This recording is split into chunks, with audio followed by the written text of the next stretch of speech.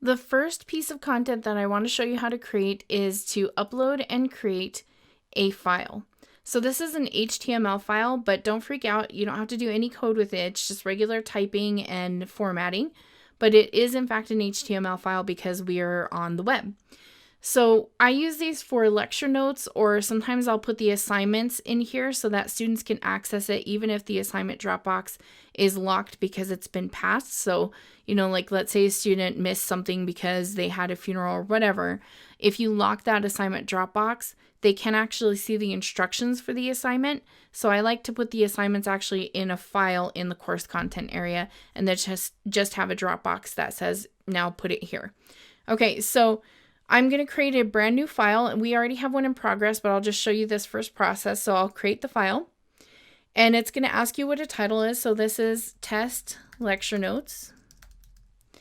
And then you'll start adding your content here. So I'm going to put just add content.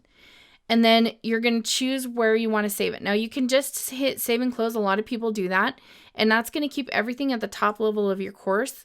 For me, I actually like to create new folders in here. So like if this is Unit 1, I will create a new folder. Where did it go?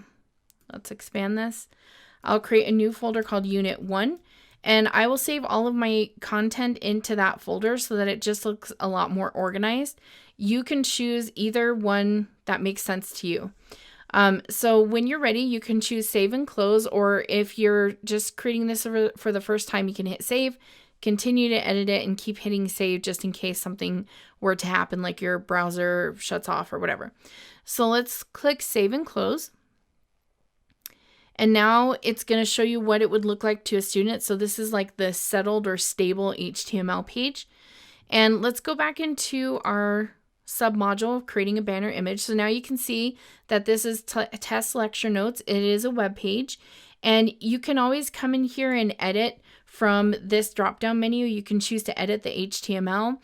You can also choose to hide from users. So sometimes I'll put notes to myself that I don't want them to have. I'll even put like the answers to some of the questions that I've asked them in this hide from users section. So just be aware of that. And there will always be a visual indicator that something is hidden if you do hide it. So if I click on hide, you can see there's this eyeball with the no slash across it.